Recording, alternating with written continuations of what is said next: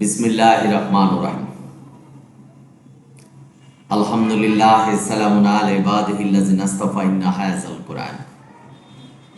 প্রিয় দর্শক শ্রোতা ভাই বোনেরা, শুনছেন কিওয়াম কোরআনিক মেসেজ ইউটিউব চ্যানেল। দেশে এবং প্রবাসে যে যেখানে আছেন, সালাম জানাচ্ছি আপনাদের সকলকে। সালামুন আলাইকুম। আজ কথা বলছি প্রচলিত হাদিস সম্পর্কে।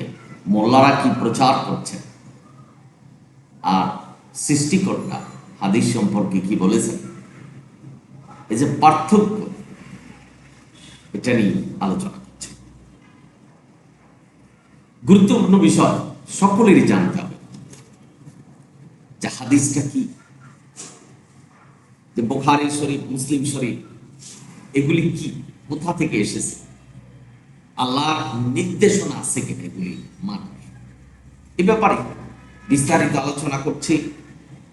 আশা করি ভিডিওটা না টেনে দেখবেন, উপকৃত হবেন।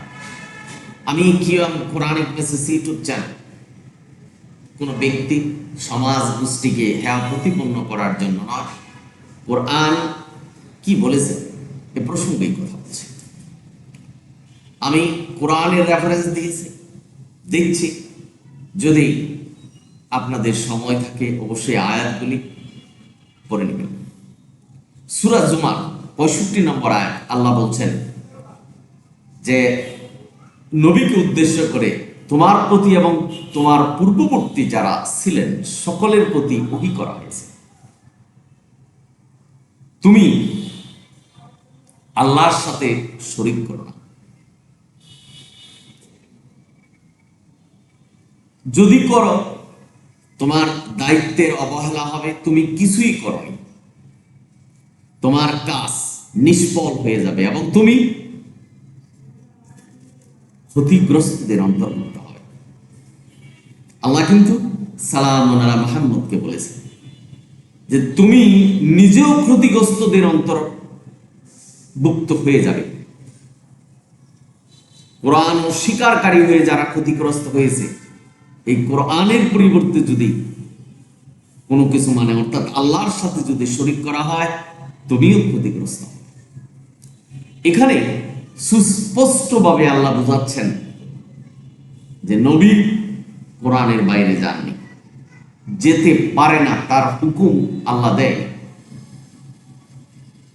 আজকের সমাজে আমাদের মোল্লারা ওয়াজ করছেন, নসিহত করছেন মসজিদে এবং হাটে ঘাটে মাঠে, যে হাদিস মানতে হবে কোরআনের মতো করে। এই আয়াতটা শুধু আপনারা একটু পর্যবেক্ষণ করবেন, বুঝতে পারবেন যে কোরআনের বাইরে যাওয়া যাবে না এবং নবীও কোরআনের বাইরে যায় না। আজকের সমাজে আমাদের মোল্লারা বলছেন নবীকে হুকুমদাতা, অর্থাৎ এই বুখারী শরীফ, মুসলিম শরীফ, যত শরীফ আছে এগুলি নাকি সালামুন আলা মুহাম্মদের নির্দেশনা, এটা কোরআনের মতো করে মানতে হবে। চিন্তা, গবেষণা, যারা আমাদের মোল্লাদের বাইরে একটু চিন্তা করার প্রয়াস রাখেন, চিন্তা গবেষণা করেন, তাদের জন্য আজকের ভিডিও। ভাই বোনেরা, আপনারা যারা শুনছেন, সূরা আনামের 19 নম্বর আয়াতে আল্লাহ বলছেন বলে দাও, নবীকে বলছেন উদ্দেশ্য করে যে তুমি বলে দাও, এই কোরআন, দিস কোরআন আমার নিকট ওহী করা হয়েছে। অর্থাৎ সালামুন আলা মুহাম্মদকে আল্লাহ বলছেন যে তুমি বলে দাও, প্রকাশ করে দাও, প্রচার করো যে এই কোরআন আমার নিকট ওহী করা হয়েছে, অর্থাৎ একজনের কাছ থেকে এসেছে, নির্দেশনা এসেছে। কে? সৃষ্টিকর্তা আল্লাহর কাছ থেকে এসেছে।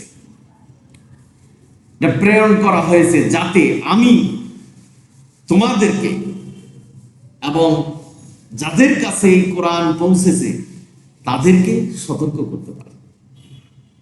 সুস্পষ্ট প্রমাণ যে সালামুন আলা মুহাম্মদ কোরআনই মেনেছেন এবং কোরআন দ্বারাই মানুষকে সতর্ক করেছে।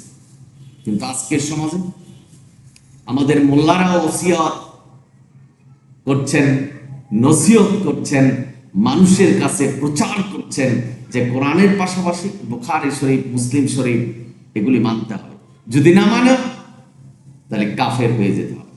এই কথা বলছে। চিন্তা গবেষণা করবেন। আমি আপনাদের কোরআনের রেফারেন্স দিচ্ছি, এখানে সুস্পষ্ট নবী বলেছেন যে আমার কাছে যা ওহী করা হয়েছে সেটা দিয়ে আমি মানুষকে সতর্ক করছি, এবং যাদের কাছে কোরআনের বাণী পৌঁছেছে তাদেরকে সতর্ক করছে যে এই কোরআনই মানো, কোরআনই আল্লাহর কাছ থেকে এসেছে, এটাই সত্য কিতাব। এই যে চিরন্তন সত্য কথা, এই যে কথাগুলি, এটাকে উপেক্ষা করে, আল্লাহর এই নির্দেশনাকে উপেক্ষা করে আজকের মোল্লা প্রচার করছেন যে কোরআনের পাশাপাশি বুখারী শরীফ, মুসলিম শরীফ মানতে হবে এবং কোরআনের মতো করে মানতে হবে, না মানলে কাফের হতো। অথচ আল্লাহ সূরা মায়েদার ৪৪ নম্বর আয়াতে বলছেন যারা কোরআন মানে না তারা কাফের। কোরআনের নির্দেশনা মোতাবেক যাদের জীবন প্রতিষ্ঠা হয়নি তারা কাফের। বাবা, আপনারা যা শুনছেন, এই যে পার্থক্য, এই পার্থক্যটুকু যদি আমরা বুঝতে পারি বা জানতে পারি বা আমাদের ব্রেনে ঢুকে, তাহলে বুঝতে পারবো যে কোরআনই মানতে হবে। এই বিষয়টাই আমাদের অধিকাংশ মানুষের ভিতরে ঢুকছে। কোরআনের আয়াত অধিকাংশ মানুষ জাহান্নামী হবে। এখানে কিন্তু কোনো নির্দেশনা দেয় নেই যে অধিকাংশ কোন মানুষ, সেটা আলেম হতে পারে, মাস্টার হতে পারে, সাধারণ মানুষ হতে পারে। অর্থাৎ কোরআনের নির্দেশনা যারা না মানে তারা কাফের এবং অধিকাংশ মানুষ জাহান্নামে যাবে। ভাই বোনেরা, আপনারা যারা শুনছেন, এখানে সূরা কাহফের ২৬ নম্বর আয়াতে বলছেন আল্লাহ কাউকে নিজ দায়িত্বে শরীক, মানে অংশীদারিত্ব করে। আল্লাহর যে নিজ দায়িত্ব, আল্লাহ যে হুকুম নির্দেশনা দিবেন, কারো প্রয়োজন নেই। কাউকে হুকুম দিয়ে যায় নাই যে তুমি নির্দেশনা দিয়ে মানুষকে আল্লাহর পথে আনবে, অর্থাৎ আল্লাহ নির্দেশনা দিয়েছেন। আল্লাহ নিজ দায়িত্বে কাউকে শরীক করে না, অর্থাৎ আল্লাহ যে হুকুম বিধান আমাদের জন্য দিয়েছেন, কল্যাণকর রহমতময় হুকুম বিধান যে আল্লাহ আমাদেরকে দিয়েছেন, কাউকে শরীক করে না। কারো প্রয়োজন নেই আল্লাহ, উনি নিজেই হুকুম দিবেন, নিজেই বিচার করবেন, নিজেই আমাদের শান্তি দিবেন, রহমত দিবেন। রহমত শান্তি দেওয়ার কেউ নেই। ব্যাপারটা আপনারা যারা শুনছেন, এই সত্য কথাগুলি যদি আমাদের ভিতরে থাকে, তাহলে আপনারা সুস্পষ্টভাবে বুঝতে পারবেন যে হাদিস কোরআনের পাশাপাশি কোরআনের মতো করে মানা কতটা বিপজ্জনক। যেখানে আল্লাহ বলছেন যে তুমি যদি আল্লাহর সাথে শরীক করো, অর্থাৎ আল্লাহ যে নির্দেশনা দিয়েছে সেই নির্দেশনার বাইরে তুমি যদি কোনো নির্দেশনা দাও, সেটা নবীকে বলছেন, যেটা সূরা জুমার ৬৫ নম্বর আয়াতে যেটা আমি আপনাদের কাছে বর্ণনা করেছি। এখানে সুস্পষ্ট যে কোরআন ব্যতীত অন্য কিছু মানা যাবে না। অর্থাৎ আল্লাহ কোরআনে কি বলছেন আর আমাদের মোল্লারা কি বলছেন? আল্লাহ বলছেন যে শুধু কোরআনই মানতে হবে, কোরআনের নির্দেশনাই মানতে হবে, এটাই তোমাদের নির্দেশনা। জালিকাল কিতাবু লা রাইবা ফিহি হুদাল লিল মুত্তাকিন, এটাই মুত্তাকিনদের জন্য নির্দেশনা। কিন্তু আমাদের মোল্লারা বলছেন যে হাদিস, বুখারী শরীফ, মুসলিম শরীফ, আমাদের এই যারা কম বুঝেন কোরআন, তা এরকম ভাইদেরকে এমন ভাবে বলছেন যে হাদিস হলো কোরআনের ব্যাখ্যা। আপনারা যদি হাদিস না পড়েন তাহলে কোরআনের ব্যাখ্যা পাবেন কোথায়? বাবা, আপনারা যারা শুনছেন, অনেক মোল্লারা আছেন যারা ওয়াজ নসিহত করছেন যে কোরআনের মধ্যে সালাত নেই, আর আকিমুস সালাতের কথা বলছে যে কিভাবে রুকু করবেন, কিভাবে সিজদা করবেন, এই সম্পর্কে বিস্তারিত কোরআনে লেখা নেই। তার মানে এই কথাটা যখন আপনি বলবেন, তখনই কোরআনের আয়াতের অস্বীকারী হবেন। কিভাবে? সূরা মায়েদায় বলছেন যে ইসলাম ধর্মকে পূর্ণাঙ্গ করেছেন কি দিয়ে? কোরআন দিয়ে। এই কোরআনে আল্লাহ সুস্পষ্টভাবে বর্ণনা করছেন যে কোরআন একটা পূর্ণাঙ্গ কিতাব, ফুল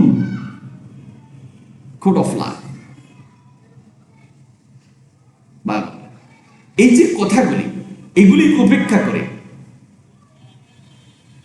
হাদিস মানাচ্ছে, হাদিস মানছে, এবং হাদিস না মানলে জাহান্নামে যেতে হবে, এবং যারা হাদিস মানে না তাদেরকে কাফের বানাচ্ছেন। অর্থাৎ আল্লাহ বলছেন কোরআন মানো, জান্নাত তোমার জন্য। মোল্লারা বলছেন যে কোরআনের পাশাপাশি হাদিস মানো, জান্নাত তোমার জন্য। অর্থাৎ এবার বিচার করুন যে কথা কার শুনবে, আল্লাহ না মোল্লা। আমি আমার একটা স্লোগান আমি পূর্ব থেকে বলে আসছি যে আল্লাহকে মানতে হবে, মোল্লাদের না। আপনারা যারা শুনছেন, আশা করি খুব সহজে বুঝতে পারছেন। আমি কোরআনের রেফারেন্স দিয়েছি। আল্লাহ আল্লাহর কাজে কাউকে শরীক করে না। আল্লাহর কাজ, আল্লাহর নির্দেশ কারো প্রয়োজন নেই, উনি একাই নির্দেশনা দিয়েছেন। অর্থাৎ সালামুন আলা মুহাম্মদের কাছে নির্দেশনা এসেছে আমাদের, সালামুন আলা মুহাম্মদ নিজে মেনেছেন এবং আমাদেরকে সতর্ক করেছেন, যেটা সূরা জুমার 65 নম্বর আয়াত, সূরা আনামের 19 নম্বর আয়াত এবং সূরা কাফের 26 নম্বর আয়াত যদি আপনারা পড়েন সুস্পষ্টভাবে বুঝতে পারবেন। সুতরাং আমি কোরআন প্রচার করছি, কোরআনে যা আছে তাই আমি আপনাদেরকে বলছি, বিবেচনা করবেন। কারণ হেদায়েত কিন্তু আমি দিতে পারব না, আপনারা মানবেন না উপেক্ষা করবেন সেটা নির্ভর করবে সৃষ্টিকর্তার। কারণ আল্লাহ বলছেন হেদায়েতের মালিক আল্লাহ। সুতরাং আমি আপনি কেউই কাউকে হেদায়েত দিতে পারবে না। সালামুন আলা মুহাম্মদ তার চাচাকে হেদায়েত দিতে পারে না, কারণ আল্লাহর কাছ থেকে হুকুম আসেনি। আল্লাহ সেই আবু জাহেলকে হেদায়েত দিবে না, সুতরাং নবী পারেন।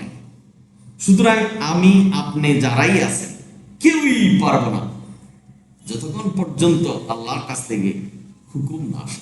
তবে হুকুম কিভাবে হবে?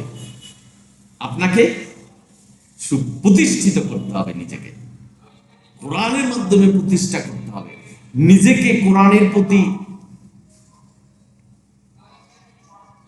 যেতে হবে, কোরআন শিখতে হবে, কোরআন কি বলছেন সেটা জানতে হবে, কোরআনে বলছেন কোরআনই মানতে হবে, এই কথাটা জানতে হবে। যখনই আপনি জানবেন যে কোরআন বলছে কোরআনই মানতে, অর্থাৎ আল্লাহ বলছেন শুধু কোরআনই মানতে, সূরা আনামের 153 নম্বর আয়াত আপনারা পড়লে বুঝতে পারবেন। ইন্না হাযাল কোরআন, এই কোরআনই পথ দেখাবে, তারপরে কোরআনের বাইরে যাওয়ার কোনো রাস্তা নেই।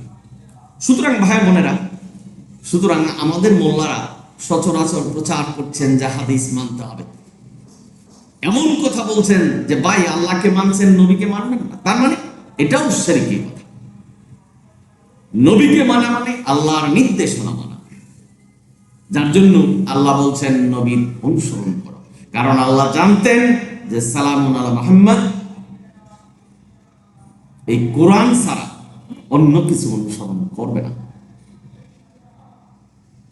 কারণ নবীকে আল্লাহ হেদায়েত দিয়েছেন, বলেছেন যে তোমার সমস্ত ইবাদত বাতিল হয়ে যাবে যদি আমি যে ওহী তোমার কাছে পাঠিয়েছি সেটাই যদি তুমি মানুষের কাছে প্রচার না করবেন।